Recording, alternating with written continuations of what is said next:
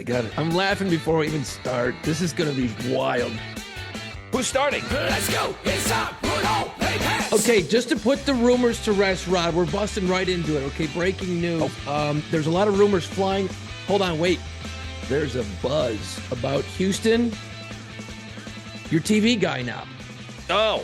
Your TV guy now. We're going to get right into that. We're TV guy. That's Rod Ryan, Jason Ginty, episode 99 of the Play Pants podcast. I mean, dude, let's put these rumors to rest, or maybe let's just make them wilder. It's up to you. Go. I want to hear about this.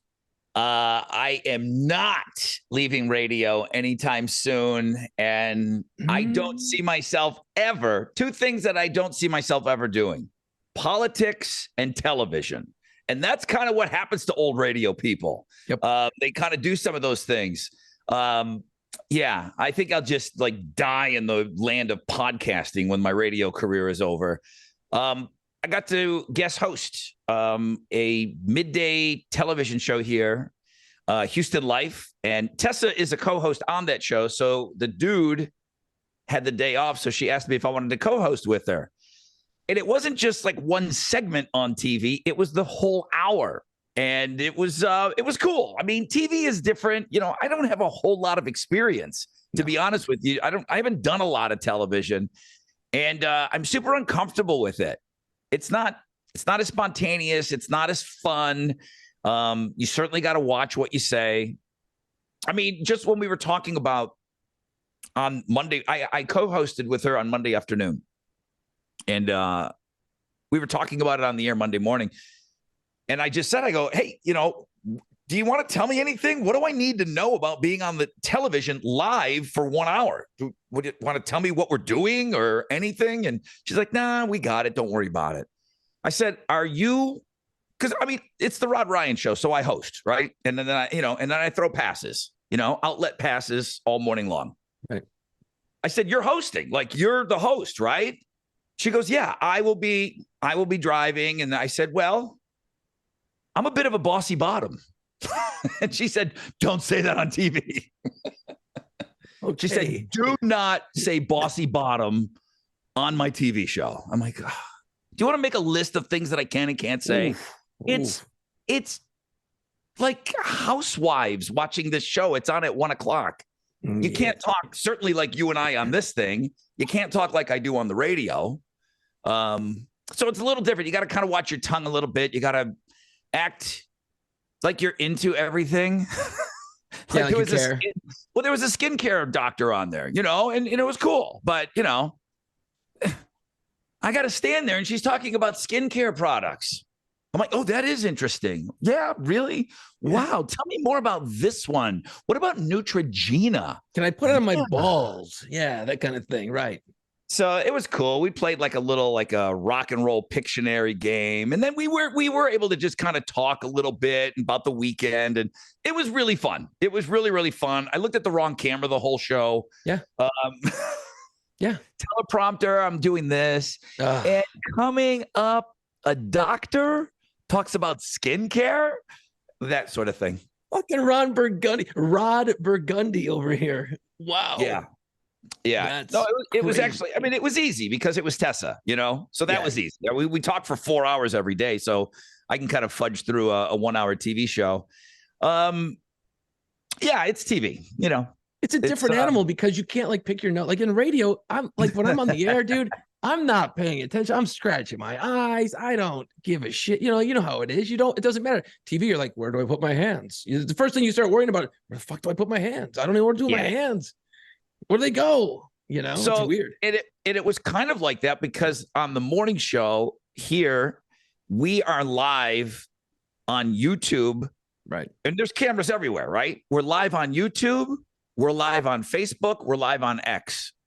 And I used to be thinking about it all the time. Now I don't. I'm picking my teeth. I'm flossing in between songs. I don't give a shit. Nah, I mean, but it was fun. I mean, I know you've been on TV. It's a totally different animal, but it is one of those things where you just can't assume that you know how to do it.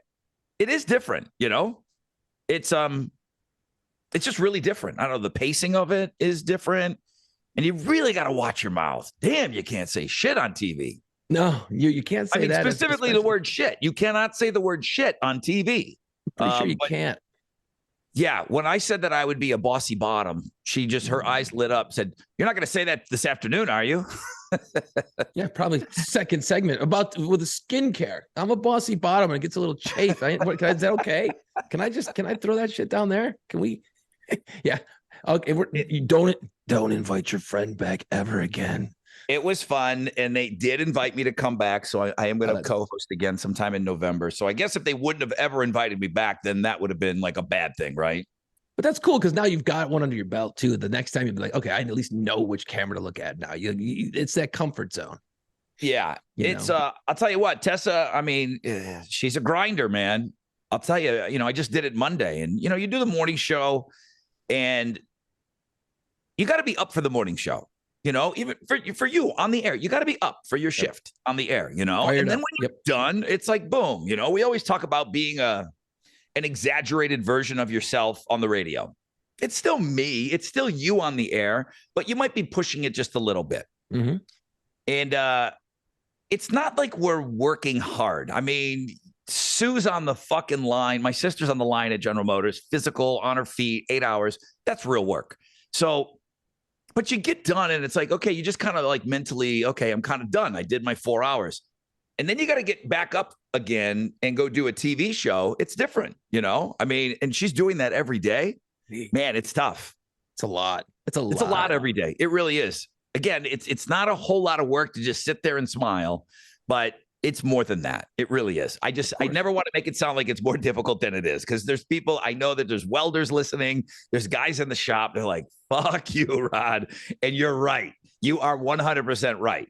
But this I don't have to psych myself up for. I mean, it's just dumb Jason. Who cares? Yeah. Who gives a shit about my dumb ass, right? I did want to say a quick shout out to massive listener of yours and I from back in the days when we were on the radio together here in New Orleans. In the end, who's that? Rachel. She took she had a birthday party with the Pirate Pub Crawl on I believe Saturday night, and had a blast. It's the first time I met her, I believe, and her and her friends. It was just cool, man. It was just we did the pub crawl and we're going around and they were having drinks and just screwing around and goofing around with each other. It's just a great group, and she's been listening to the podcast. So shout out to Rachel. And she's like, so she knew who you were. She knew who was like running. Yeah. She knew who the captain was there. Correct. She said because she listened to the podcast, that's why she wanted to fight. Because they all she said that her friends. I think I might have this right. She said that the friends all get together for birthdays, and she's like, well, I want to take this pirate tour, and it's because of the podcast. So shout out to Rachel. She was great. Friends were great. We had a blast. I mean, it was just one of those easy nights. Who does that commercial on this podcast? Who does for someone that listens to the podcast or maybe watches it, who delivers that live read that hooked them in? I'd say it's a TV guy. It's a TV guy doing it. The multimedia mogul over here. Yeah, dude. Rod Burgundy is the guy doing all the. I think it's the writing actually that really sells it. It may not be the way it's delivered. Okay, I'm just saying. Sure. Well, that's good. Rachel and her friends, awesome night, and we'll get more into that. Rod, I know that we get excited when and this is just I don't want to spend too much time talking about the Buffalo Bills, but just when your team is winning, it's awesome, right? When your team, no matter who it is. When your team is winning, it's awesome. And it makes Monday just kind of you whistle on your way to work. You know what I mean? You just feel better. And all your buddies are like, yeah, man, we fucking won. We rule. And goddamn, the Miami Dolphins hung 70 on Denver. And then the Bills just beat their bitch asses on Sunday. Wow, dude, it was awesome. The big talk of everybody back in Buffalo and just with Buffalo fans is, listen, guys, this window is closing. That's the term that they keep using.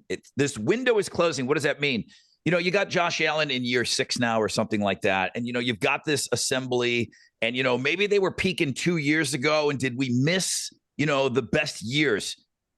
Fuck, man. I mean, listen, okay, not Tom Brady because he played 20 some years. It doesn't count. But, I mean, there's quarterbacks that play, 12 years now. And, Josh is on year 5 and 6.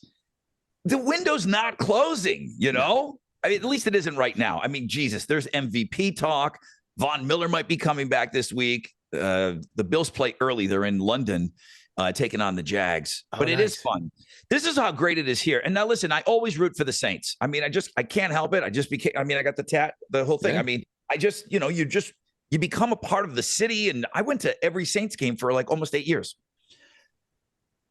But right now here in Houston, because being a Bills fan and they're doing so well, dude, the Texans are playing well. And we might have rookie of the year back there on quarterback, CJ Stroud. Yep. And the Astros won the AL West. So again, these Astros, postseason baseball, October baseball is the fucking best. I can't believe that you and I didn't grow up in a Major League Baseball city, because it's awesome.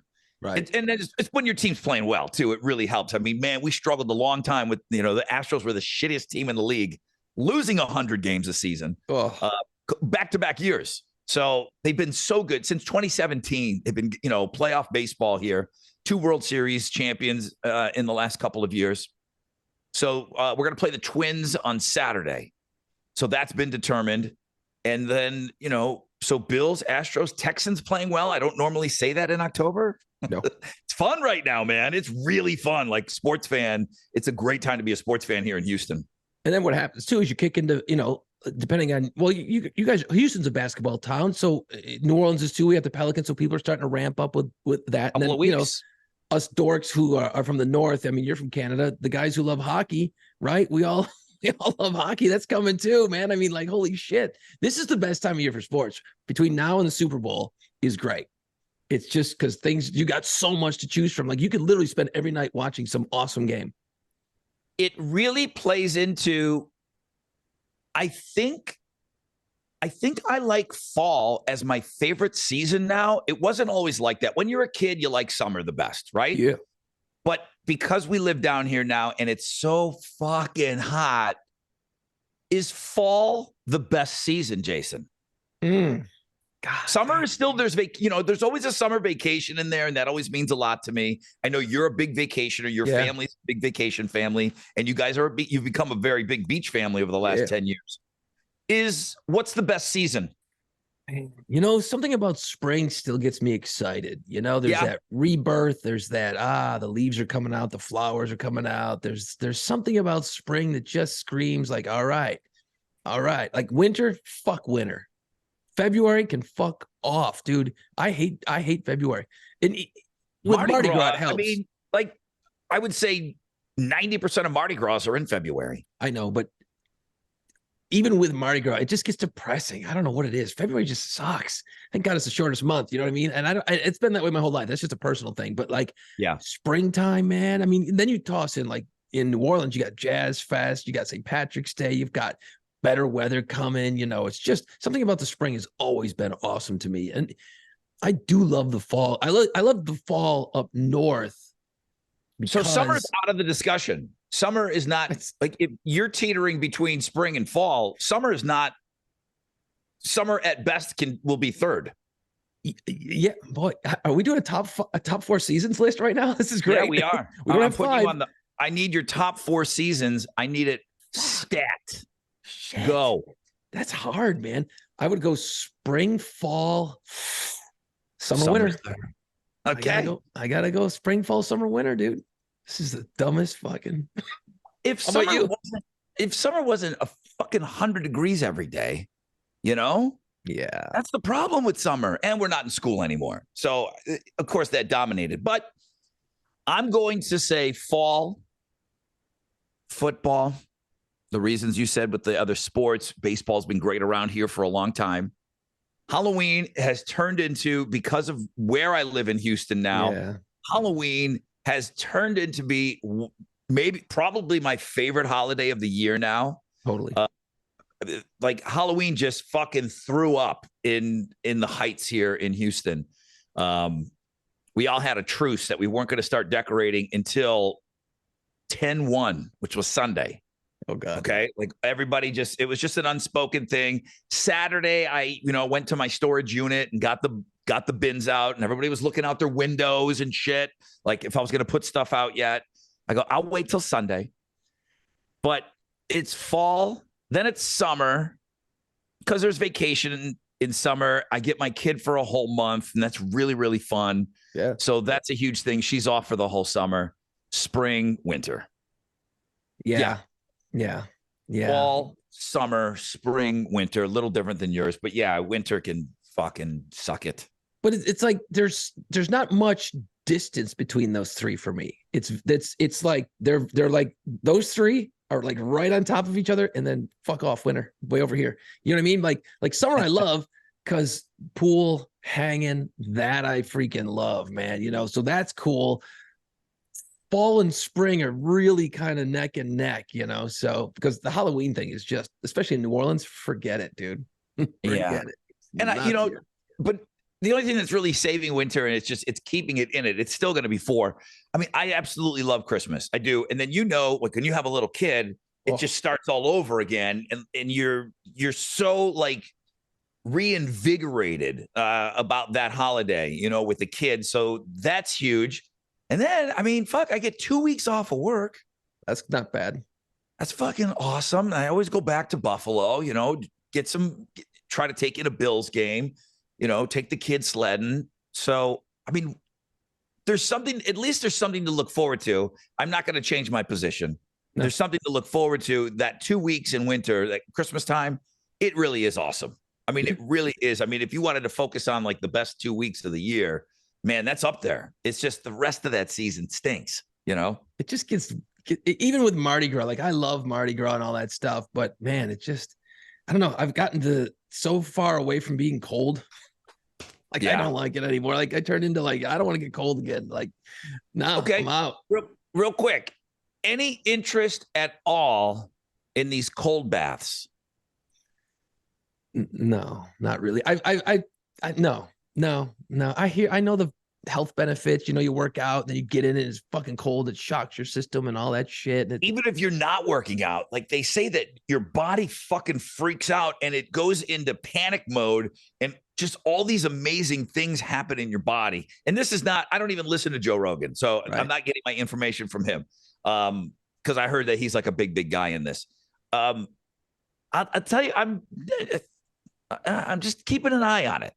Okay? Yeah. I'm not gonna go and get a cold bathtub or anything like that. I'll tell you, we went swimming last weekend, London and I, and the pool was probably 88. Which, growing up, man, that was like as warm as it ever got in your 18-inch or 18-foot round rusted out pool above ground. And I'm so fucking spoiled. I always thought about turning on the heat. So I am the biggest puss. I'm okay, like up to my nuts. As soon as it hits from my belly button to my titties, it hurts. Yeah, it's not cold water hurts me. I am such a fucking wuss. From my fucking belly to my tits, that area is so sensitive. So white. I have to fucking bite down on a leather strap and like go down into the water. Like they're sawing off your leg. I can get into my legs. I'm telling you. Put the knife in his mouth so he doesn't bite his own tongue. Even dipping my dick in there is okay. It's the fucking torso that cannot handle. You're not dipping it, okay? I know you're not dipping it, okay? You're just fucking hoping it, especially if it gets cold. You ain't dipping shit. I'm a little curious about these cold baths now. I'm just saying. It's on my radar, and that's it. I'm not buying one. No. You want to try it? Something that I'm looking at a little bit. I just know that I would be miserable in it, though. I know that I would be absolutely miserable just getting in. The getting in thing. I think once I'm in, these are things I don't know because I haven't done it. I promise you, I just wouldn't be able to talk myself to get in. What it does though, the thing it's yes, all those physical things are happening, but what you do is when you're in it is you try to control the fight or flight impulses. So what that does is it strengthens your resolve over time. You sit there and you go, no, this ain't cold, and you work that out. So it's a mental exercise as well, so that you're just toughening up. It's all part of that whole fucking deal. Which I don't know, man. Like, how do I need to be tougher? Do I really need to be any tougher? I caught some, and we live in a world of sound clips and sound bites, and the reason why I even brought it up, well, we were talking about cold and how we both don't want it anymore. But this guy, and it probably came across as either an Instagram reel or a TikTok, but he was so well spoken, and it was just, he goes, here's what's going to happen to you. The absolute greatest thing you could do. And he talks about Michael Phelps and how he was eating. Remember the Olympics where they were talking about he was eating 10,000 calories a day and like stacks of pancakes in the morning? He said because the water temperature in Beijing was maybe 6 degrees colder, and his body was just like a fucking furnace, and that was just that little bit of degree temperature change. So whatever this, I mean, he could have been at fucking, joecoldtub.com. I don't know. That part of the video I didn't see, but he was a great salesman for it. And I've been thinking about it ever since. Well, you see how the athletes do it, Lady Gaga, she's always posted pictures. Oh, I'm in the cold tub again. Oh, really? I haven't seen her. Yeah, I mean, it makes sense. Anyone who's a performer, especially when you're dancing and football players and stuff, like you're running a lot, you want to somehow, and I don't know the science behind it, but apparently it's good. I just, man, shit. Like I'll jump in my pool. I'll go run, jump in the pool. It ain't cold, but it feels better. It's like, oh, okay. I'm taking the weight off my joints that I just smashed for, an hour or whatever. It's like, okay. Now, as it gets cooler in the fall, we'll see how much I keep jumping in there. I don't know if it's going to be too much more because I'm like you. I got so spoiled over the summertime. Oh, the pool temperature is 92. Holy shit. It was 85 the other day. I'm like, yeah, I ain't getting that. 85. I like it 90. Dude, I like it 95. 95 is like fucking awesome. It's like I waltz right in. My belly, my titties, they're all fucking high-fiving. They're like, yeah, this is the shit. I wanted to run something past you. I think you'll do good at this. It's the 53-year anniversary of the death of Janis Joplin. 1970, Janis Joplin from Texas, found dead in her apartment. Heroin overdose. I heard some other things. I don't know. I'm going to let that go. But she was found dead at the Landmark Hotel in Hollywood. 27 years old. She just got done finishing, I think, her second solo album. Mm-hmm. So 27 years old, Jason famously had a framed poster back in the day. Still do. It's right over here to my right. Is it in there? Yeah. Is it hanging on the wall? Yeah, okay. Hanging up. Who is on your poster Forever 27? It's actually pretty trippy, man. It's like at a bar in heaven is what it looks like, right? I bought it out of like a Hot Topic. It's not like it's some fucking piece of art. It's just something that was out there. But it's Jimi Hendrix. Yes. Sitting at the bar with Jim Morrison. Yes. Janis Joplin's leaning against the window. Mm-hmm. And then Kurt Cobain is walking into the place. So it happened probably not too far, mid-90s when I got this poster. So it's like Kurt is just walking in, and it's like, walking in. Can I join you guys for a drink? Which is, freaky. Yeah. The Forever 27 Club there, Yeah. Tell me one more 27-year-old rock star. Because they're not on your poster, but you should know one more. There's 3 or 4 more. There's a shit ton. And Shannon Hoon was 28 when he died in New Orleans, the lead singer of Blind Melon. So I had to go check that out because I thought maybe he was in the club, but he's not. That was the first one I thought of because I thought, nah, he wasn't 27. But shit, man, you're killing me. I can't think of one right now. 2 really, really famous ones that one wouldn't have been around when your poster was made, and one probably should be on that poster. Yeah. As soon as you say it, I'm going to go, oh, yeah, well, of course. Yeah. I'm drawing. My hat's too tight or something. I'm drawing a blank on that one. Brian Jones, Rolling Stones. Oh, shit. Yeah, of course, man. Yeah. Yeah. The original guitar player before Ronnie Wood. Yeah, he was super creative too, man. But him and Mick and Keith weren't getting along so well. So there's always that rumor that something happened. Something And happened. Amy Winehouse. Amy Winehouse. There you go. Yeah. She was just fucked was up. 27. Yeah. There was a Grateful Dead keyboardist that passed away too at 27. But yeah, Shannon Hoon, I was always wondering, should he be in there? And no, he was 28. Tragic. Yeah. That his last show was here in Houston. The next night they were playing in New Orleans at the Howlin' Wolf. Bus is parked outside the Howlin' Wolf. Boom, drug overdose, never plays. Last show was here. It was actually it was Tipitina's uptown on Tipitina's. Okay, that's it. And there's a grocery store parking lot. His bus was parked across the street. Yeah, they were supposed to do sound check, and he was having a rough time. He was on the stuff for a while, and he kind of was dealing with it for a while on the tour, but then he got back into it like near the end of the tour. So the Houston show I had heard didn't go so well, apparently. And then they were heading to New Orleans, and they went to knock on the door for sound check, and there was no sound check. Dude died in a bus in a fucking grocery store parking lot. Rock and roll, baby. Rock and fucking roll, daddy. Yeah, that's awful. I mean, November Rain and Don't Cry. He's in both. He's on both of those tracks with Axl.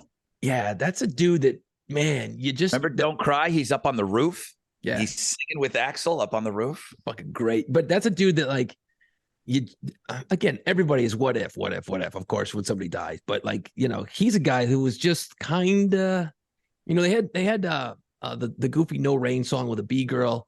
And then they had that Galaxy album was pretty decent, but it was like you were kind of waiting for that next song. The second album didn't do so well. Right.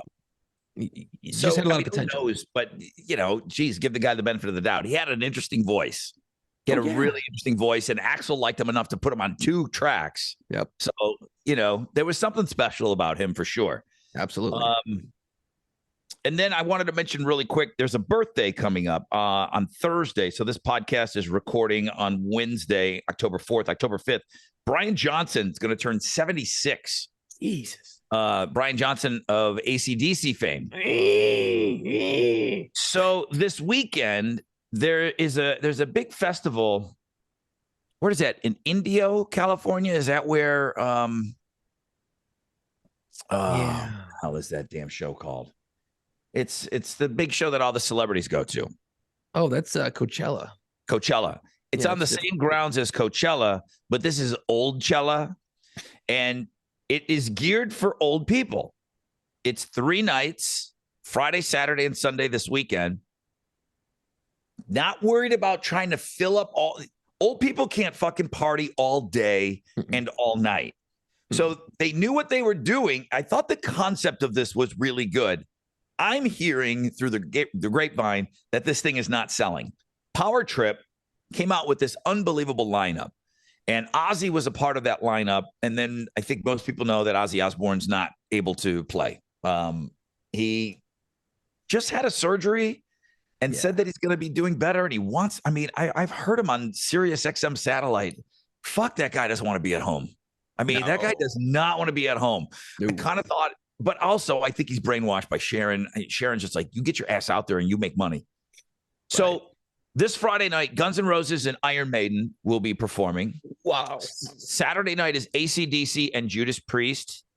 Sunday night is Metallica, and they got Tool to fill in for Ozzy. Okay. Those are the biggest names in metal, right? They really are the biggest names, and it's catering to old guys, That's an awesome lineup, dude, man. Like, if you give a shit about that music, that's a banging weekend that, like, you and I should be on our way there. Like, we should be on our fucking way. And you know what? $600 for the weekend.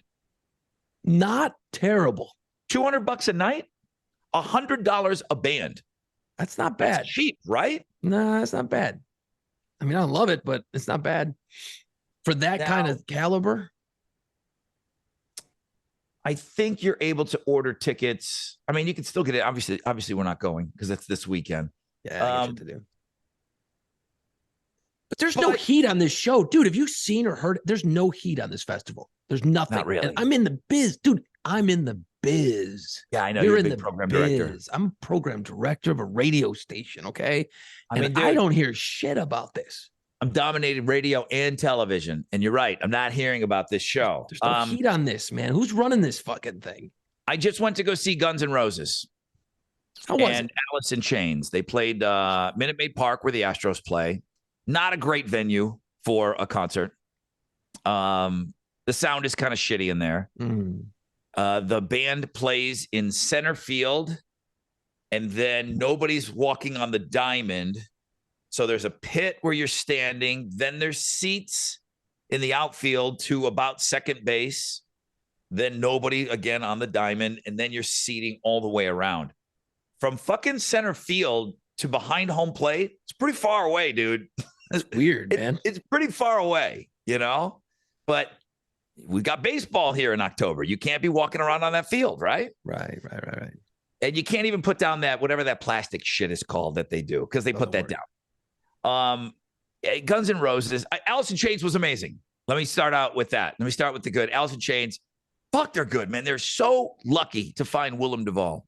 Yo, he's great. William Duvall. They were so lucky to find him.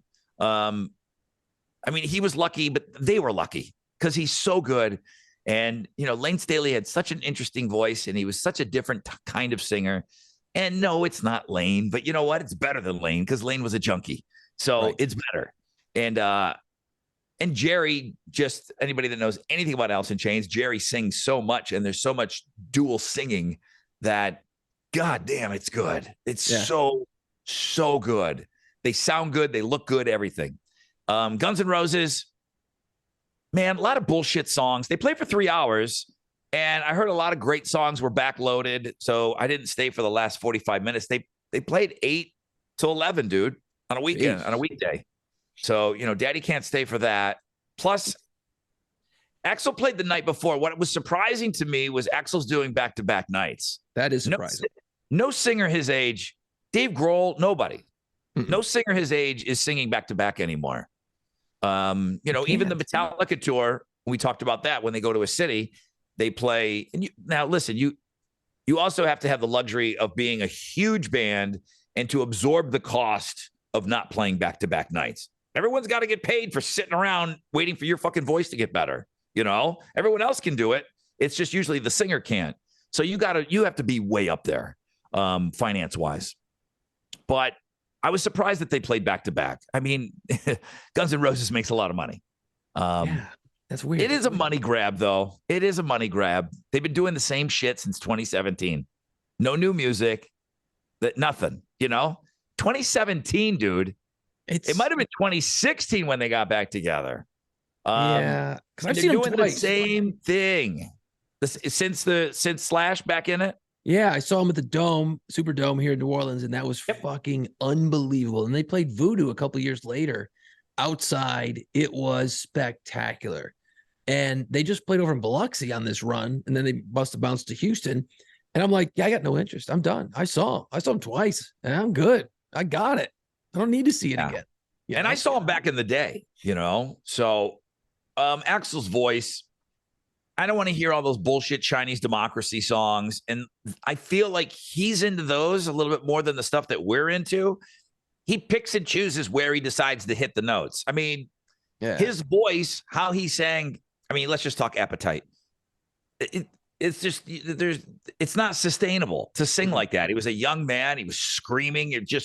I'm sure he was singing improper, you know, whatever that means. But you just can't do that as an older guy. And he can still do it from time to time. And he gets you excited when he does do it. You know, when he's screaming, do you know where you are? It's like the place loses their fucking mind, you know? He's like, do you know where you are? You're in the jungle. Yeah. You know what I mean? And you're going to die. You know, he's back down here already. You can't do that for the whole thing. Yeah. It was good. It was good. Slash is fucking awesome. He looks great. Unbelievable. Duff looks amazing. Yeah. Jesus Christ. He's aging in reverse. He's like Benjamin Button. He's the coolest, that guy, man. You know, he is. Going back to this crazy show, though, out in California, that's a stacked lineup. I don't see anything about it. I don't hear anything about it. Like nothing. It's crazy. dude, the money. I mean, just off the top of my head, That's mad cash. That's $1 million a band, isn't it? over. Well, you know, Metallica's probably Two. Yeah, on a festival. AC/DC, they're not doing it for under $1 million. So here's the thing that's interesting, though, and that's what kind of made me think about this. So Brian Johnson, happy birthday, 76 at the time that this podcast airs. They're not fucking rolling their old bones and rehearsing a whole set to play one show. No, they got to be getting ready to go out. AC/DC's going out on tour one more time, right? They've got to be. They're not going to do all this for fucking one show unless this is kind of like the see you later.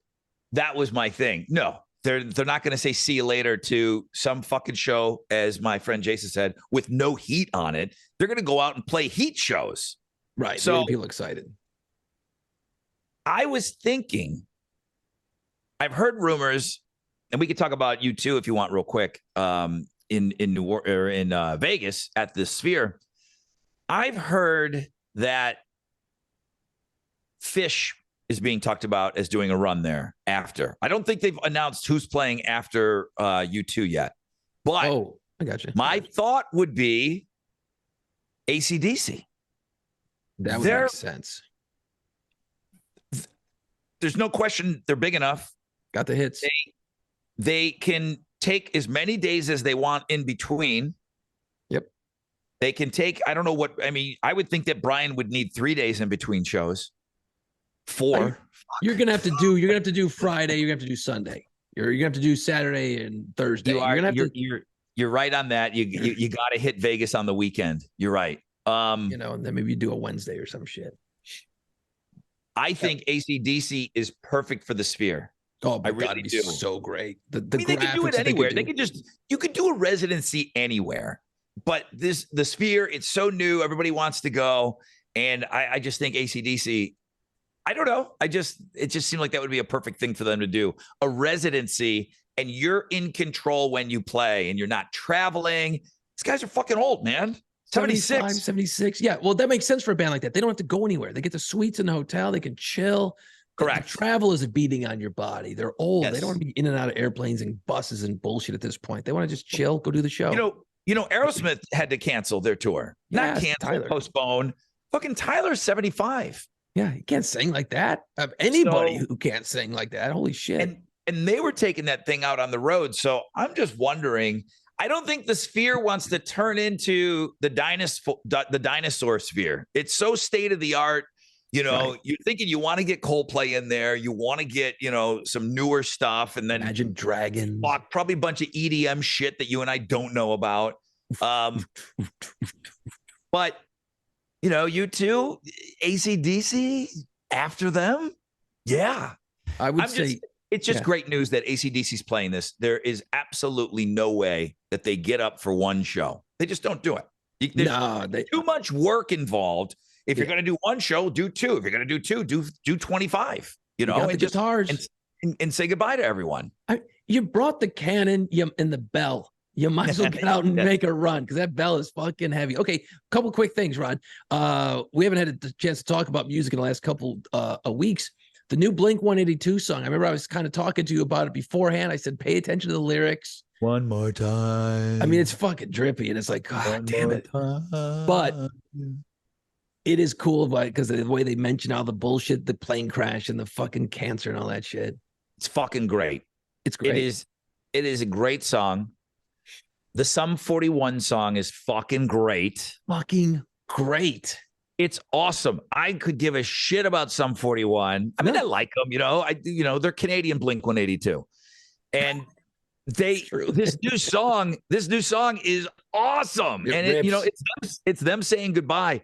I cannot believe how much I like it. Yep. Then you got the new Stained. You got 2, we're still jamming the first single. Same. So we're probably packeting whatever, those 2 singles. So yeah, new Stained, new Sum 41, new Blink 182. Yeah, it's great right now. It's gonna great. get better. Right, that Blink song's huge. And then the second one that they released is great. Yeah. Well, I mean, release two at the same time. Radio can't keep up. We're not that smart anymore.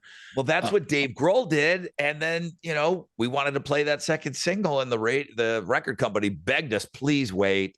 We're still trying to get this one to number one. That means stuff to the band, Dave's just fucking throwing songs out there. But again, going back to what you said, though, the new Foo Fighters stuff, it's fucking great. And then did you see that 10-second clip of a new Foo Fighters song?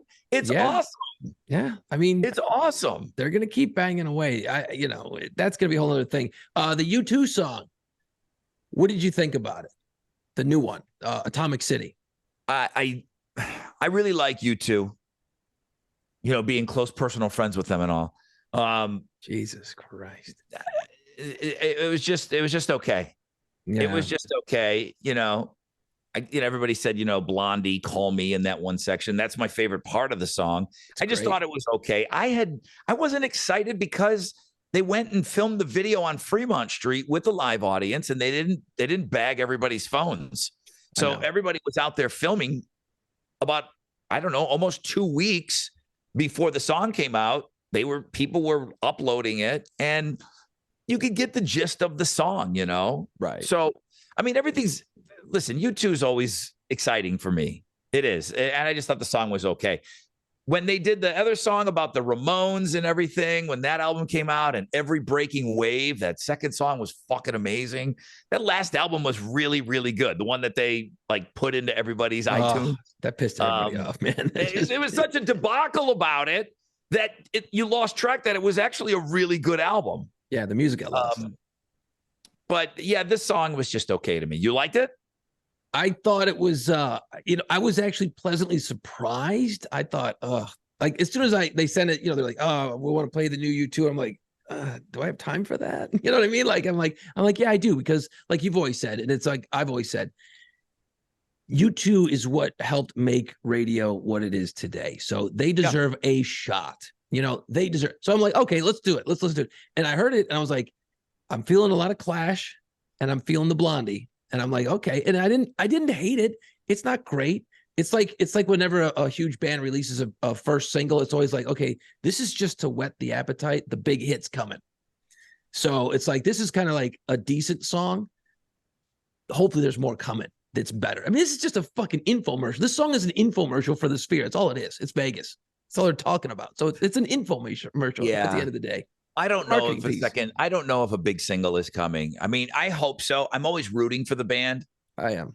And the one thing that I did learn from meeting them when that last album came out during that whole Apple iTunes debacle, Bono did look at all the program directors. I was in the room and he's like, we want to be on the radio. What do we need to do? We'll go in. You want a remix? You want us to do something? This is Bono. He said, we want to be on the radio. It's important to him. And, these guys, they don't need any of that. The Rolling Stones, who we both said we kind of liked that song that they put out, which was actually pretty good. It is good. Yeah. I don't think they have any delusions of that song being played on the radio anywhere, but the guys in U2, albeit younger, they want to be, they still feel like they want their stuff heard. Rolling Stones don't give a shit. No. Because you know what? They're going to put it out. And if they do play live, they're going to give you a big dose of that. They always play their newest shit, a lot of it. And then you're going to get Brown Sugar and Satisfaction and everything else. But U2, man, they really, I mean, it's a goal of theirs. Now, does it affect the writing and everything? Yeah, I think it does. They want to write a hit. They want to fuck another hit song. They don't need the money. It's just, it's an ego thing that they want to prove that they're still around. I mean, fucking Chili Peppers putting out new music, Offspring putting out, U2 has them by a decade, but right. It's still important to U2. Which is, I don't know. I mean, I guess you're an artist. You're always an artist. It's the old, you make the music for you and it's up to the world to think if it's good or not, but they want to be on the radio. And right now the song is actually starting to do some work on the alternative chart. Now, I don't think it's going to get real high, but at least they're on the radio. They're on a lot of stations right now. So, I mean, Bono must be your buddy. Why don't you call him up?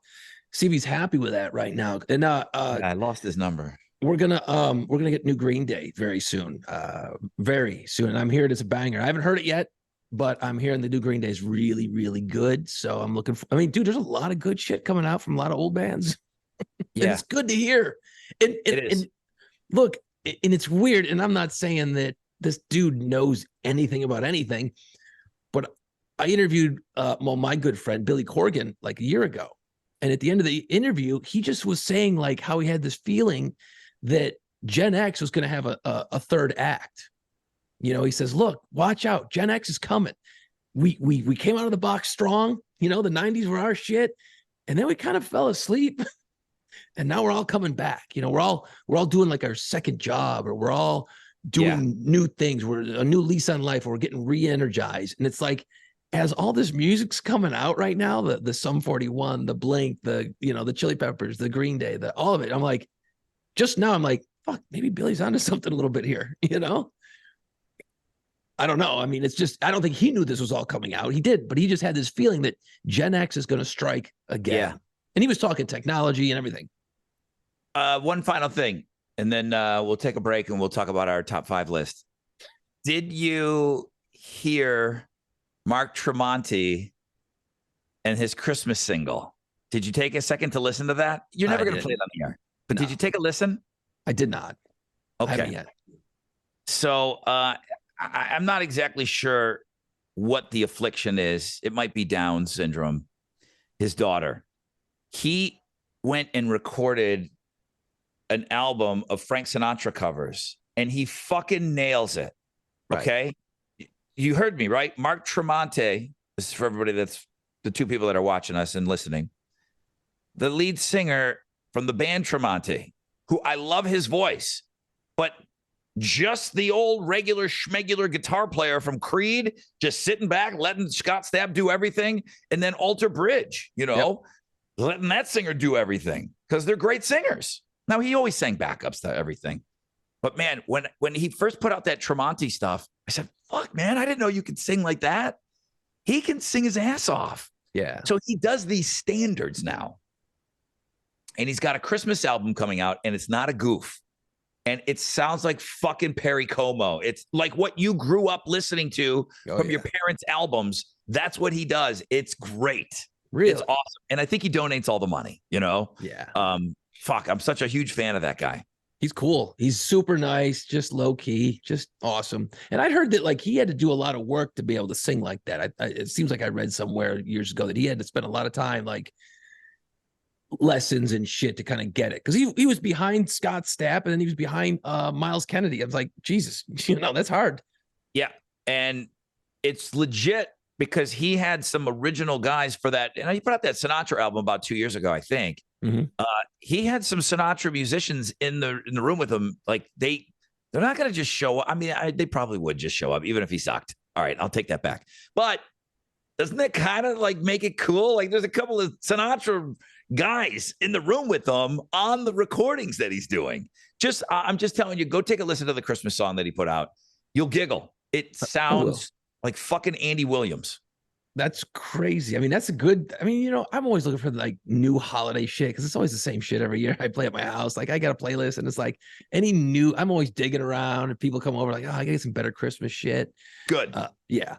I'll check that out, man. Rod, we're going to talk about our top 5 favorite songs with food in the title or about food. Were you just fucking hungry when you sent me this?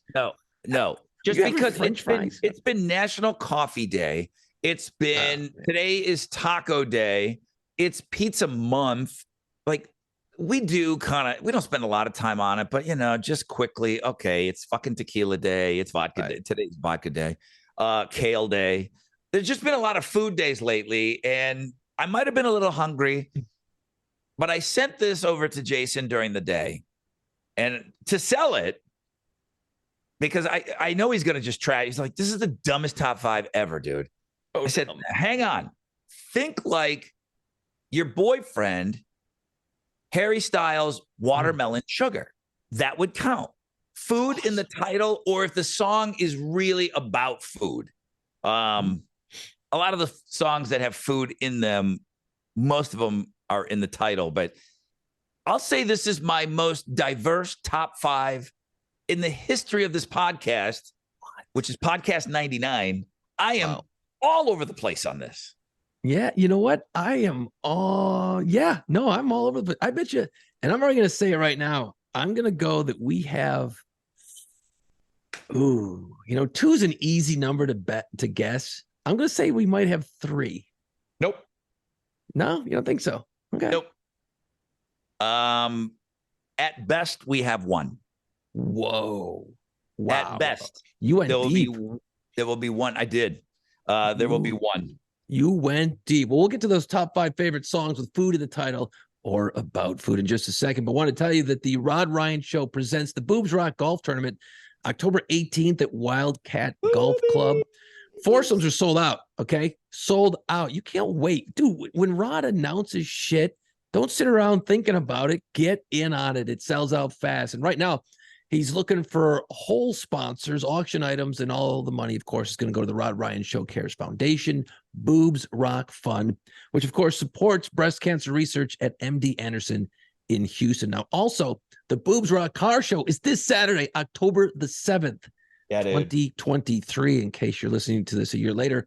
It's not too late to enter your ride for all sorts of cash and prizes. Your ride and $25 cash at the door. Everything you need to know is on the world famous Rod Ryan Show page at thebuzz.com. Damn, dude, I want to come over to that car show and shit. Yeah, that'd be badass. $25. Just got a guy. He said, "Hey, man, I got this big lifted truck. Can I bring that?" Yes. So we didn't take any money yet, but we have, I think he said 75, 80 cars right now. Ooh, that's a lot of cars, dude. That's awesome. Yeah, and it's just a little bit of everything. And, you've been to more car shows than me, but there's always a couple that are for sale, and you're looking at them like, man, I can leave with that right now. Oh, dude, I'm like that. Like, people look at like house porn. You look at like you just punch in like in Zillow, you punch in like Los Angeles, and you set your filters to like 2 million and over, and you just look at rich people's houses for sale. House porn. I do it with eBay. I'll go in there and I'll punch in certain years. And dude, anytime a fucking old Dodge van comes up, I'm like, 3 times a year, Jason sends me. 3 times a year, Jason sends me a get in the van. Like, dude, you got to buy this. Dude, you got to buy this. Fucking cool, dude. They're cool. They're fucking can't drive that shit. Because Jason and I had stupid vans back in the day. I'm so tempted though, man. I am so tempted because they're fucking awesome. No. You know what? It's funny because I'm thinking, I know how bad it looked when I was younger with my fucking terrible hair flying out the window and all this bullshit. It's got to be worse as an old bald dude driving a fucking creeper van. Way worse. Okay. But there's things that are making comebacks, mullets, mustaches, fanny packs. The creepy van is not making a comeback. So, they're functional. Look, I can put my paddle boards on the roof when I go to Florida. I can fit everybody in there. Soccer. The answer is no. The answer is no. And I speak for your wife. The answer is no. Yeah, I know, but it'd be cool, dude. I'm being a lot nicer to you than your wife would be right now. The answer is no, Jason. I don't. Fuck. All right, let's go, man. Food. Go ahead. I'll go first. I think we have 1. Really? I'm thinking 2, but who knows? Maybe you didn't get these ones. These are pretty good. These are tight. I got, man. And I'll make this prediction too, and I'll let you get to your list. I think we get destroyed on this. I think there's so many songs that I didn't think of. I think there's so many songs that I put in the time, man. I do the research, and I still think that for some reason, I feel like we're going to get just crushed on this. Like, dude, how can you not remember this one? Yeah. Well, yeah, it's got that potential. But again, it's what I always go to. This is what makes it fun. It's a conversation about music. You know what? Everyone piles in their thing. And then look, I go back and look at those lists. I'm like, oh, let me check that song out. I forgot about that one, or I don't even know who that is. And it's a learning experience. And it's, at this point, I feel like I've heard a lot of music over the years, and it's a great chance to expand the horizon. Look what you did to me with Harry Styles. Okay. And then when Jason, gave his stamp of approval, he already gave me his top 5, and it was Watermelon Sugar 1, 2, 3, 4, and 5. There was no room for any other artist or songs in his top 5. Done. Okay, this will blow your mind. You ready? Yeah. Not on the list. Come on. Not on the list. And it was a layup. I thought that was one of yours for sure. Harry's gonna be upset. You had a chance. I'm sorry, Harry. On this show, it was like that time that I was able to use like a Blue October song. Like, yeah, I finally got Blue October onto the podcast. You had a chance to put Harry Styles in the top 5, and you didn't. I punted. I shouldn't have. Can't wait. I feel bad. He's probably not going to want to ever talk to me again or ever. Anyway, number 5. I went with this because it's such a dumb song, but it's catchy. It's catchy as hell. We talked about these guys recently. It's dumb. It's really dumb. It's the presidents of the United States of America in Peaches. It's a good song. It's fun. But man, you listen to the lyrics, you're just like, I just got dumber. They're put in a can by a man. I mean, holy shit, it's terrible. But it's a fucking fun, great song. They were put there by a man in a factory downtown. So dumb, but that's what makes it fun. Peaches. Number 5. Peaches for me. Yeah. Oh, I love that band. But like, if you listen to the song and kind of block out the lyrics, you're like, it's pretty cool. Anyway, it's a great song. Number 5, Peaches from the presidents of the United States. Love it. Number 4, going way, way, way back. Rolling Stones, Brown Sugar. Good one. Yeah, you can't beat that, man. I mean, Brown Sugar is still massively classic. I'm not going to say much about that. It's a great song. This is where I thought maybe we'd have a similar one. Mm-hmm. And it's not something I really want to eat a lot of, but number 3, the Smashing Pumpkins in Mayonnaise. What a great fucking song that pretty much most people don't know, unless you're a diehard Pumpkins fan. It's just badass. It's the best. Song. It's the best Smashing Pumpkin songs that most people don't know. Yep. That's a good way to put it. Yep. Love that tune. Smashing Pumpkins, Mayonnaise. That's at number 3. Number 2, I thought maybe this one would be a one that we would get. And I want to preface this by saying it's not because of who the band is that sings it. I just want to say that it's a great fucking song, and nothing screams summertime like Ice Cream Man from Van Halen. I knew you were going there. Ice Cream Man. I mean, you listen to that and you could see the ice cream truck.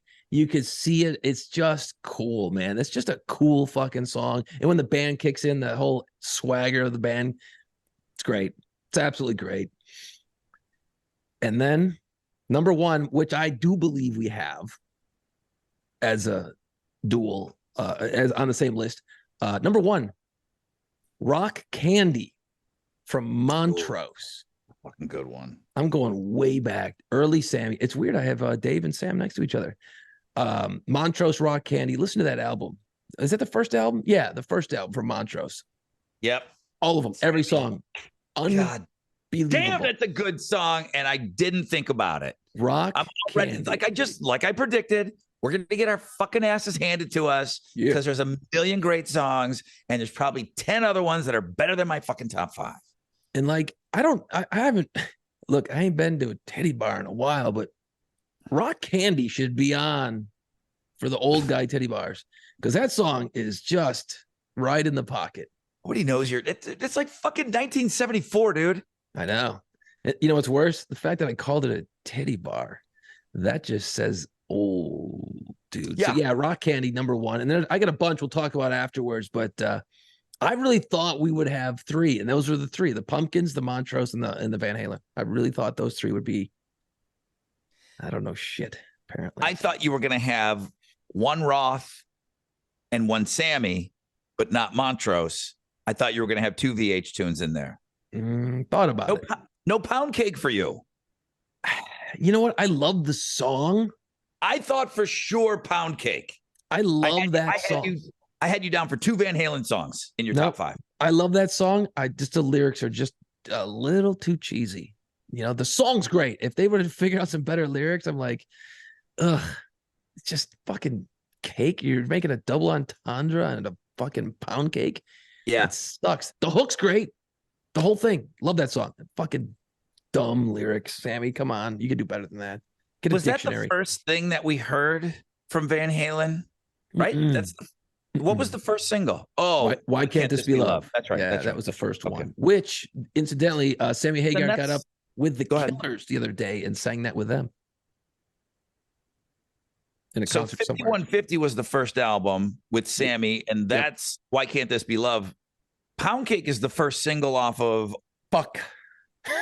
for Unlawful Carnal Knowledge. Right, For right, Unlawful Carnal Knowledge. But that was the first single, right? Off of Yeah, that the album. drill at the beginning and shit, Okay, which was cool as shit. Yeah. Okay. Great fucking song. Just dumb lyrics, man. Good list.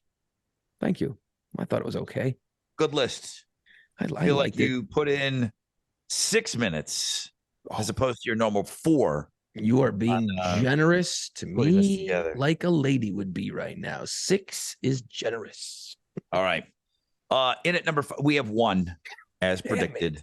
One song. You went off the fucking rails. I did. I went deep. In at number 5, Weird Al, eat it. Cinnamon Girl. Stop right there. I would never put Neil Young on a list.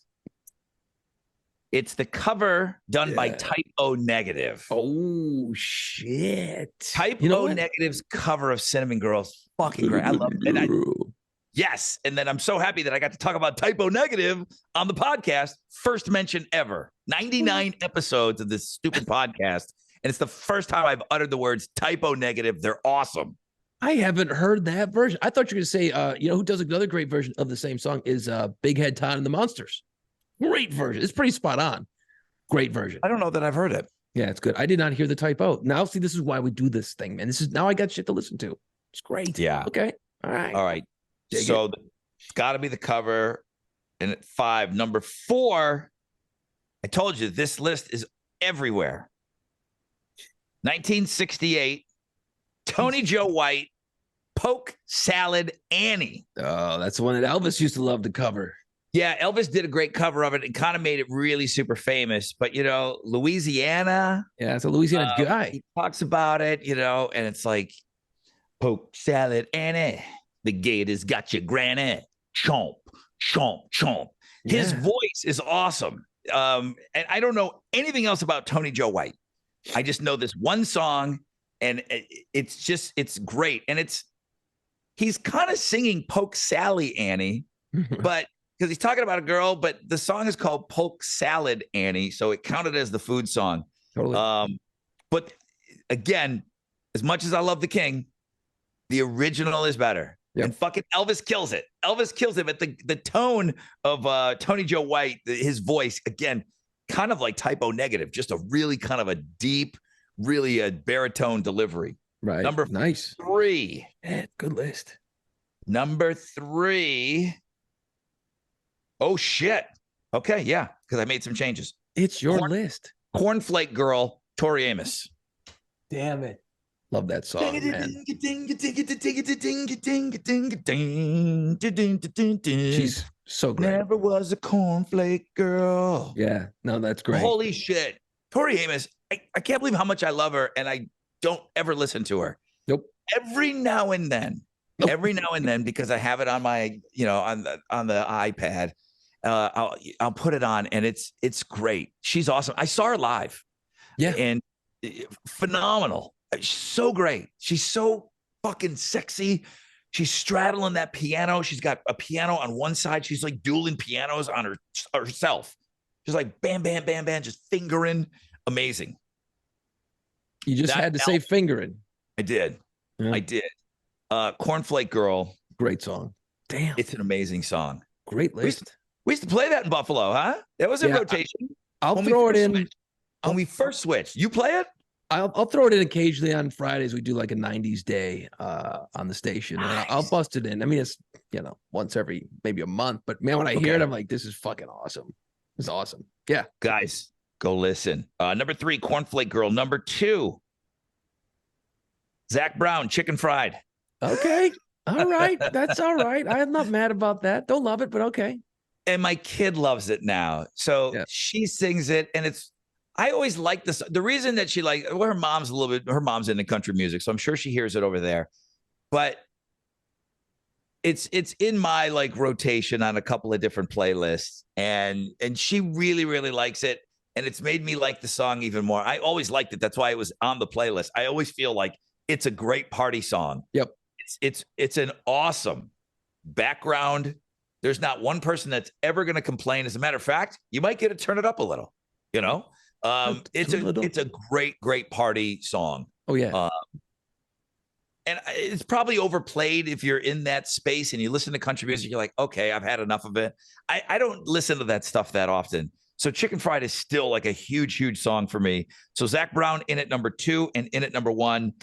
The best Smashing Pumpkins song that most people don't know. My number 1, dude. Wow. Smashing Pumpkins, Mayonnaise. Fucking great. It is an awesome song. I have never been all over the board on a list like this before. You know, I was just sitting here thinking, if you comboed our list together, that's a hell of a 10-song run. Yeah. That's a hell of a 10-song run. All bangers. Yeah. All bangers. I was close on Ice Cream Man. I too like Ice Cream Man more than I like Pound Cake. What got edged out at the last minute here? I was looking as a bunch of shit, and it's like, you know, I couldn't bring myself to put fucking Cherry Pie on the list. Nope. I mean, you know, no. I Want Candy from Bow Wow Wow. Love that song, but nah, I couldn't. It wasn't. I love that song, and I love every cover version of that song. Yeah. I love that. I absolutely love that song because it's just got that classic Bo Diddley, the tempo of it. It's so great. I love everything about it. Raspberry Beret. Oh, Prince. Shit, that's great. That's what I was kind of struggling with. I just don't love it as much as the 5 that I delivered. I mean, it was right there. That is a good song. That was battling it out for number 6 for me with Ice Cream Man. Raspberry Beret. Ice Cream Man was never my, I don't know. I mean, it just never was my favorite Van Halen song, but it is great. Raspberry Beret was right there for me. Yeah, that's good. I like that one too. I had Peaches. I love the Presidents. I love the 5. I love those 5 Presidents songs that everybody knows that should know. You know, that's all you need to know. Really, you're good there. I threw down just because I knew it would get a chuckle out of a few people. I put down the Lemon song from Led Zeppelin. Just, you know, bring the lemon story back around for, you know, when you got hitting the nuts with a lemon. Lemon too. U2 has a Lemon song. Yeah. I thought ZZ Top's TV Dinners is pretty good.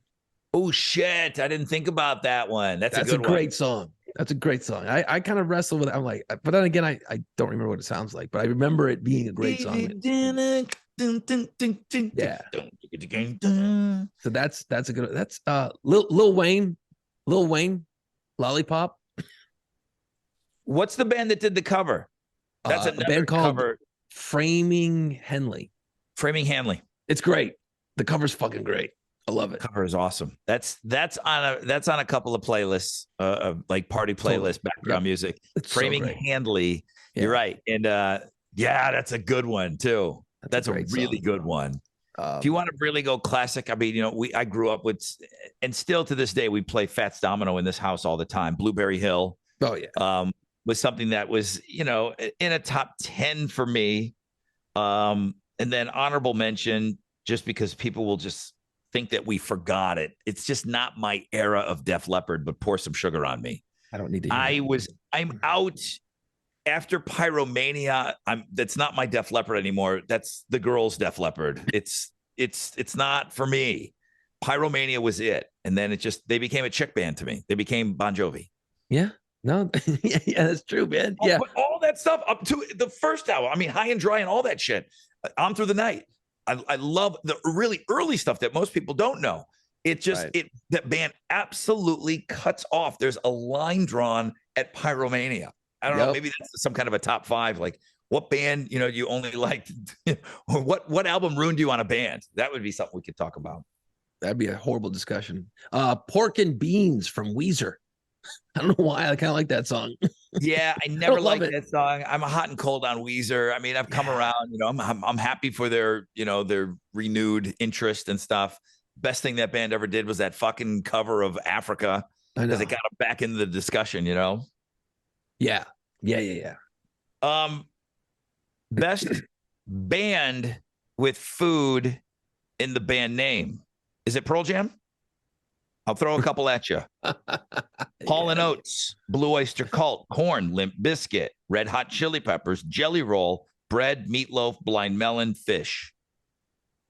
Pearl Jam, the best band with food in the band name. Well, Red Hot Chili Peppers didn't suck. You know, I mean, that's although Pearl Jam's such a great name. You know, on paper, it doesn't sound like it would be a great name. I think it's a great name because of what they've become. Yeah. You know, if you'd be like, what the fuck is your band's name? That doesn't make any sense. That's dumb. Well, it ain't dumb. It's fucking pretty great now. They made it cool. You know. Yeah, Chili Peppers is good. Maybe it would be a toss-up between Pearl Jam and Chili Peppers. Yeah, Meatloaf. No thanks. I can't listen to that. You know what they say? Don't. You know what they say, Jason? Don't let your meat loaf. Don't. Jesus, you did. I asked you. Big news for our pirate friends here. The long-standing sponsor of this podcast. Exciting. Bombshell. Pirates of the Quarter, they've opened up a store in the French Quarter. I want to hear about this. Not only can you take their 5-star rated tour, you can now visit their store, 607 Dumaine Street in the French Quarter. That sounds right near my friends, the Dirty Boys, huh? There's a variety of shirts, beads, bandanas. I mean, all that pirate gear that we're always talking about that's available online. If you go to New Orleans now, there is a Pirates of the Quarter store, okay? Right there. You can do all your shopping right there. Get your stuff. Don't worry about shipping and handling, man. So take the tour, hear the incredible pirate history of New Orleans, and then get that souvenir right there. So visit the Pirates of the Quarter. It's at Pirates of the Quarter on all socials. But 607 Dumaine Street in the Quarter. You got a fucking store in the French Quarter, bro. You know, it doesn't seem real. It's one of those things. Well, you know, you've done this business thing, and it's fucking the scariest thing you could ever do. Yeah, it's fucking scary. Is someone at the store right now? It's. I mean, it's Wednesday night at 8:20. So no. What are you doing? What the fuck are you doing over there? I don't know. I'll let you know when it works. I mean, are you open 9 to 5? I mean, how can I go in there? Most stores in the Quarter, you'd be surprised, aren't open that long. Yeah. You know, yeah, it's like a noon to 5, 11 to 5 most days. I mean, we'll be open different hours just because of the tours that run in the afternoon and the evenings on the weekends. But yeah, dude, we opened up a store. It's actually, you know, the Dirty Boys right there across. If you know the French Quarter well, like we do, Harry's Bar is an old school dirty bar across the street. You got Locals. Dirty Boys. It's a local bar. It's a local bar. It's fucking great. It's old man drinking bar. You know, it's that kind of bar, right? And across the street is the Dirty Boys, which is a great art gallery. And then they had extra space that they weren't going to use anymore. And it's got a separate entrance on the side street on Dumaine Street. So we struck a deal, worked it out. They've been totally badass. And we just had you do a soft opening. You know, we did that last weekend just to see if the fucking lights turn on and the computer works. And, you know, you had to be able to swipe credit cards. And, you know, we had all kinds of troubles like you would. But that's why you do a soft opening. You know, you figure it out. And, people are just walking in going, holy fuck, this is cool. The pirate store, pirate shirts, pirate this. Fuck yeah. And it's, of course, what makes it fun for us is that it's cool. It's a cool place to go and see. It's not very big. I'm not going to say it's fucking Walmart. It's tiny. You know, you walk in, spin around twice, you've seen everything, you know? I mean, you have it. What are you going to do? You start small, and that's what we're doing, and we're taking the shot. It's like, where's the back room, dude? Like, where's the main room? This is the room. You're in the fucking main room. We have a maximum capacity, you know, and you see those signs that like like the House of Blues, maximum capacity 900. Ours is like 7. 7, yeah. No, excuse me, can you wait outside, sir? There's already 6 people in here, and one of them's chubby. Yeah, if 2 people are trying to try on a shirt, they're going to elbow each other in the face. You can't. Hey, wait, you got to try yours on first, friend. It's small, but it's really a meeting place for the tours. You start there, you stop there, and it's crazy. So, a couple things about this, just for anyone who has opened their own business, it's kind of a cool, terrifying thing. I mean, I won't sugarcoat it, you know. as most people do who start something like this. It's fucking terrifying because you're putting everything into it. Your time, money, effort, your family is impacted, all of it, right? Yeah. So you do it anyway. You just fucking do it anyway. If it was easy, everyone would do it. And I don't. I use that more as I'm getting older. Mhm. So many different things. If it was fucking easy, everyone would do it. That's Correct. it. So there you go. You know what I mean? Like you went out there and you opened up a business. I mean, you've already had a business open, but now you have a, what they call a brick and mortar. Mhm. And, I mean, a couple of punks, from, outside of Buffalo and having a place in the French Quarter. It's a cool thing, man. It's like a really, really cool thing. It's insane. It's really cool. And we're excited, man. It's gonna be wild. It's gonna, you're gonna get your ups and your downs, you're gonna have your struggles. But somebody asked me the other day when I told them what I was doing, they said, "Hey, wait a minute." They go, "Hey, wait, what? You're gonna open a store in the French Quarter. Okay, let me just ask you a few questions. Don't you program 3 radio stations?" I go, "Yeah, I do." Right. When do you sleep? And I said, "Listen, let me explain it to you. I don't." No, it's cool. You know what? That phone you got, you could look at it, okay? And you can punch in like on your iPhone, right? I'm just going to do a little math with you. This is pretty crazy. My daily average on my iPhone is around 4 hours and 31 minutes. I don't know if that's a lot. I don't know if yours is more, but I also do a lot of social media for the Pirates, and I do a social media for the radio station. So, right. If you take a look at 4 hours a day, multiply that by 5, that's 20 hours in a week. I'm just saying, how much of that time you're on your phone? Are you just pissing away time? Mm-hmm. You start looking at what you do every day, you can find the time. You can. You totally can. You absolutely can find the time. So, yeah, do I get a lot of sleep? Not that much, but something I wanted to try, and we're going for it. And it's gonna be fucking crazy. I don't know that I have a Screen time on your phone. Yeah, I mean, it looks up the digital well-being. It says 1 hour and 51 minutes today. Yeah, I mean, that's my screen time. 6 minutes more than yesterday. Right. But you look at your screen time and you can 2 hours. see that, start adding it up. Add it up through a week. Add up through a month. You could find time. And that's not me saying you got to go open a business, but from a time standpoint, I got time to do this. Yeah, you might. You might have time, dude. You might have time. So we'll see what happens. It's going to be cool. So next time you come to town, Rod, you got to swing by, see what's up. It's going to be crazy. Any final thoughts? No. What? No. None? My kids got a fall break. Yeah. Remember hearing about that when we were kids? No, because we didn't fucking have one. Mm-mm. So there's really no Columbus Day anymore. But I think people got used to having that day off. So to get teachers to make it sound cool to teach, and you get all these cool days off all the time. My kid doesn't have school on Friday, what used to be Columbus Day, Indigenous Peoples Day, and Tuesday off. And then, you lump that in with the weekend, and it's a fall break. Yep. Are they doing that there? I mean, does Henry have something like that? He's got like one day, in high school, he's just got the one day, but in his old school, he would have a week basically off in the fall. Yeah. In October. I'm not Fall talking break. about, they have a week off for Thanksgiving. No, this is different. This was October, fall break. Yay, you're good. I'm like, Fall what? Fucking Now what do we break? do? That's awesome. What are we fucking supposed to do with our kid for a week? Yeah.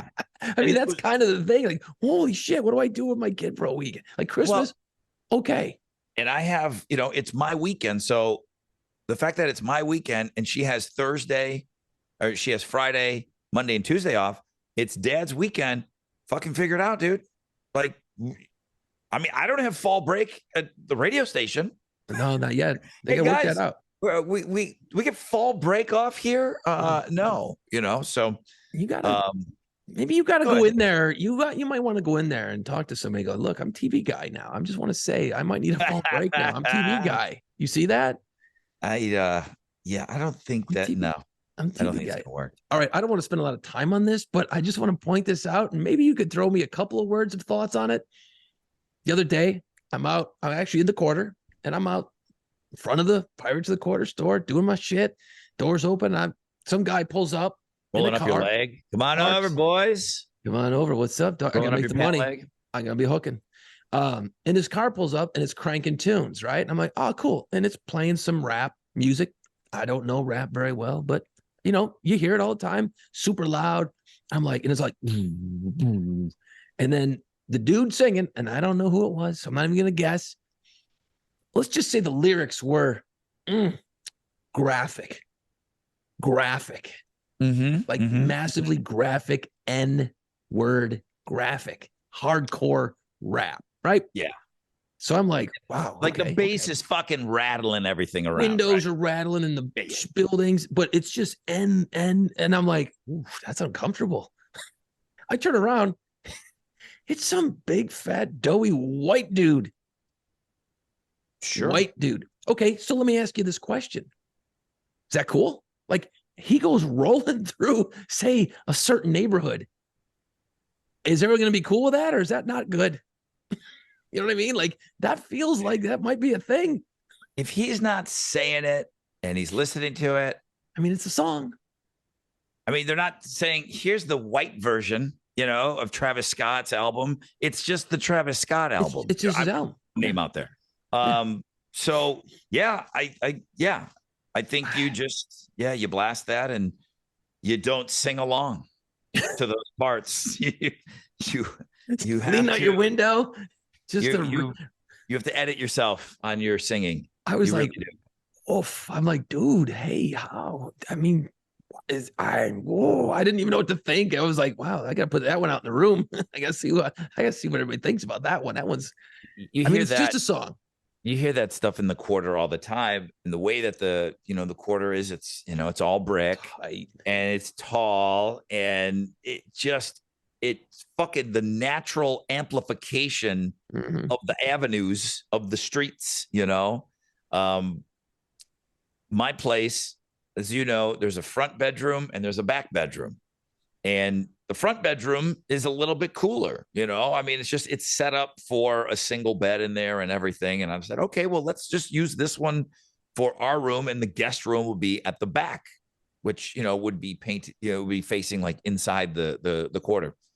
One night of that guy coming by maybe 10, 15 times, a couple of fucking hogs, meaning Harleys, and then just, drunk girls fighting and crying. We're going to switch these bedrooms and we're going to go. My bedroom will be in the back. If somebody wants to come and stay with me, they can sleep in the front. And that's how it is. It's fucking whisper quiet. And, my place isn't big, but just the distance from one bedroom to the other. What is that? Oh, God, was that 12 feet? What's that hallway? Yeah, that's not very big. I mean, but you've got all the house blocking it, so you're not hearing shit back there. Yeah. So the back bedroom, so that guy is a guy that you hear all the time in the quarter, and it sucks when it's like 4 o'clock in the morning. That's what the jag off. It's like clockwork, because I've stayed in that front room a few times over the years, and let me assure you, it's almost like you can paint the picture. It's like, okay, about 1 a.m. That's the Harleys. You hear conversations. You hear what people are fighting about. Yeah, 3 a.m. It's like that's when the girls start crying and fucking puking and screaming at each other. But here's what happens. I'm trying to sleep, and it's like you get caught up in the conversation. Like, oh no, that girl's being just a bitch. You want to open the window and say, no, you're wrong. You're wrong. Why won't you pick up? He is an asshole. You're not picking up. Answer me. Right outside my fucking window. Get out of here. From your description of your boyfriend being an asshole on the phone, he is an asshole. Dump him. Like, you're sitting there going through the whole thing. You're like, I just want to go to sleep. What the fuck? Shut these girls up. Yeah. Yeah. Loud. It was just one of those weird moments. I'm like, oof, dude, I don't know about this one. Let's just say it ain't going to be me. No. I'm not taking that risk. Guys, thanks so much for checking out the pod today. You can watch this thing on our YouTube channel. We need you to like smash the subscribe button, and then there's a little thing right there. I just looked at iHeart. It's like, you want notifications? Yeah. I want to fucking know when a new one goes up, man. They'll send you a little notification. It's not a whole lot of thing. It's not super intrusive or anything like that, but do some of those things so that you're up on when these things drop. Okay. Yeah. Cause it might not be every week. Yeah. It's a little loose on that, but pod 99. Wow. I mean, that's like, are we planning something for 100? No, I don't think we are. Okay. I'm not. No. No. Probably not going to do that. We'll come with something cool. I enjoyed today's top 5. It was great. Because I came up with it. I'm saying it just was weird enough, and it got us to stretch out and talk about music that we've never talked about on this show before. Yeah. Tori Amos has maybe gotten a mention once or twice. That's it, if that. Yeah. But I mean, I know Tony Joe White never been mentioned. I never talked about Typo. Zach Brown's probably never been brought up going to your list. We didn't talk about the presidents very much, a couple of times, but yeah, I mean, that's what was interesting about this, like all over the board on that. Yeah. And I'm just going to say right now, Harry, I apologize. It's not that I don't like your song, but I thought that was going to be 1 through 5. I couldn't put it on the list, buddy. So thanks for listening, Harry, but please, I am sorry. Let's go. It's time. Put on play pants. Find us wherever you listen to podcasts. See us on our YouTube channel and follow our social media pages at PlayPantsPod.